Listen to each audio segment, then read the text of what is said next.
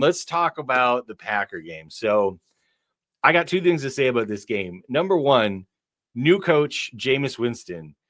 If the Packers get out coached in this game, and I understand, listen to me. When a new coach comes in, there's always a struggle because you don't have a lot of tape on what this guy calls or what his tendencies are. So there's a little bit of like, gotcha. Do you know what I mean? From having a new coach in. A little bit. The other 98% is this guy would have been a head coach already if he should have been a head coach. You're a head coach. You should outcoach him. You should have a better game plan. If the Packers go into New York and they get outcoached and out game planned again by this New York Giants team, I think Matt LaFleur seriously is not the Packers coach next year. I think Ed Policy looks at this game. Jameis Winston is coming in at quarterback for the first time all year. They just fired their coach. A new coach is coming in, right? Jackson Dart's going to not playing. Their best quarterback, their best running back, and their best wide receiver are not playing. Okay, their best two wide receivers. Their best two wide receivers are not playing. Slayton's also out.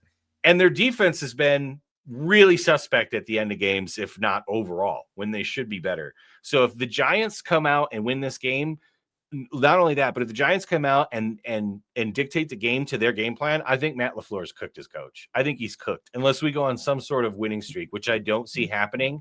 He would have to win so many games to make the playoffs. I think losing this game pretty much guarantees that the Packers find their way out of the playoff trajectory. And I think Ed Policy goes in a new direction next year. So as crazy it is to say, I think this game is huge for Matt LaFleur, not for the Packers, not for Jordan Love, not for the playoffs. I think it's huge for Matt LaFleur to see if he's actually a good NFL coach still or not. Because again, I've always been Matt LaFleur is a good coach. He needs to take the next step. I have lost so much confidence in him this year. It's almost appalling. And I am worried he's going to get out coached by who the hell is this guy? Mike Kafka, Northwestern quarterback. Who's smart. He went to Northwestern, right? So, yeah. And Northwestern guys and Northwestern in general has broken my heart so many times. Just do it again, dude. Just do it again. I was going to say they'd beat the Badgers no matter how crappy their football team was. They'd beat us. I hate Northwestern guys. Oh my God. I hate them so much. So I just would make so much sense that Kafka comes in and beats us. Like, yeah. So I'm really concerned about this game. Now, in my heart, Dave, do you know where he was born? Kafka is from Illinois, isn't he? Oh yeah, he's Chicago. Born in Chicago. Oh, there you go. Another reason to hate him. Another, yeah. All around, Kafka can suck it. So I still, in my heart of hearts, Dave, believe that Jameis will F up enough for us to win the game. So again, even if the Packers win, I think I'm more concerned with, does LaFleur come out with a better game plan and a better style of play to get his team to win this football game? Or do we pull it out because the Giants are shitty or because Jordan Love does it at the end and wins the game on it by himself? I need to see if LaFleur is still capable of out coaching people in the NFL, and he absolutely better do it this week. So how do you feel about this game? This is where it gets to be the whole, does he get the new coach bump and whatnot? And New York, no, you're too big of a mess. Jameis is a wild card. He might be able to mess up, but I still like your defensive coordinator. I think he's going to do fine. The main thing I'm trying to look for right now is how many takeaways does Green Bay have this season? You only have 6. Yeah. Yep. You guys are going to double your takeaways tomorrow or on Sunday. I mean, we better against Jameis. So no, but yeah, it's only having 6 takeaways is unfortunate. But I really think it's because Halfley is so vanilla. As much as I like Halfley and I think he's smart, he's so vanilla, and we just keep everything in front of us. We rarely blitz. We don't show any exotic things. We just are trying to keep everything in front of us. And, I don't like it. The defense has played so well. They're a top 5 defense, Dave, as far as scoring and yardage allowed goes. Yeah. But there's just, it almost feels like we're missing something, and turnovers could be it, right? And we're middle of the pack in sacks, right? We're high in pressures, though, thanks to, Micah Parsons. But because we play this vanilla drop zone defense. Give respect. He's not your sack leader. No, I know Rashawn is. I know. But most of the time that's because Parsons came in and the quarterback ran away into Rashawn. Yeah, 1,000,000%. But we all know. Rashawn has made some plays this year. He's been all right, but he's an average to above average defensive lineman. Micah Parsons is top 2, top 3 in the league. So that being said, because we play this vanilla defense, smart quarterbacks can just dump the ball off, and they just have to be patient and consistent.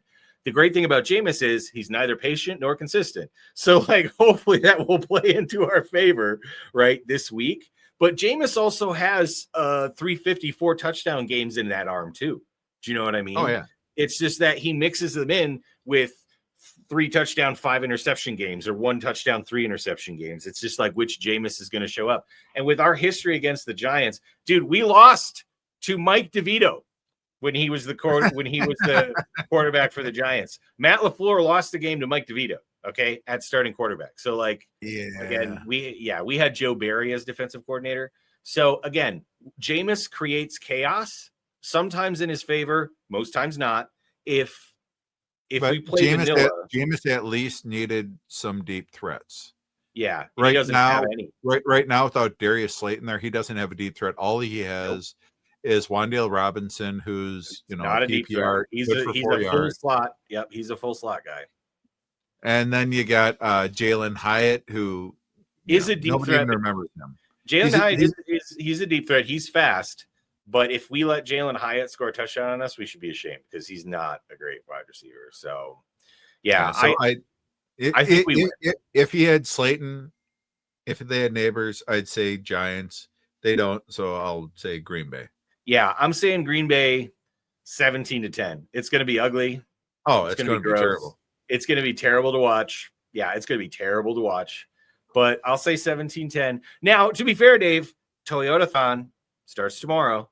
So now here's the season. Tis the season for Love. So Jordan Love might have a good game, and we might put 24 points up on the board or something like that. So, which would be a great game for us right now. So, yeah, Toyotathon starts. So, like, I really need to see it. But no, this game for me is what has Matt LaFleur got in his gut? Like, what can he find out to, like, take over a game and just be better than the other coach? I need to see that from LaFleur. I need to know that he has it in him still.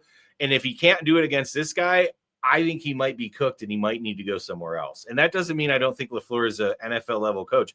I think if I was the Titans, I'd hire LaFleur in a second, right? In a second, because he's exactly what you need to build yourself back up. But my question is, can LaFleur take us to a Super Bowl? Because that's what I want. I want a coach that's going to win us the Super Bowl.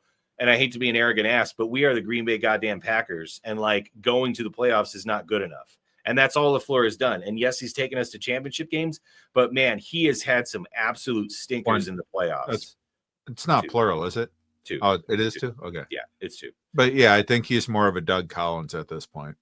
I feel, does he have that moxie? Does he have that drive? Does he have that, like, play calling skill and grit to take us to the next level? Because he coaches like a 68-year-old man sometimes. Although, to be fair, you did have Bo Melton out there, who was your cornerback. Oh, I know. I realize. There's the injuries to the wide receivers. A lot of teams have injuries, though, dude, and they don't look that bad. Do you know what I'm saying? So, like, let's figure out a good game plan and let's execute. So, yeah, my prediction, Packers 17, Giants 10. We take the win this week. And if we somehow lose and LaFleur gets outcoached, Robert Saleh, come to Green Bay, please. And then hire my boy, Mikey Flavors, as your offensive coordinator. Please. Mikey Flavors.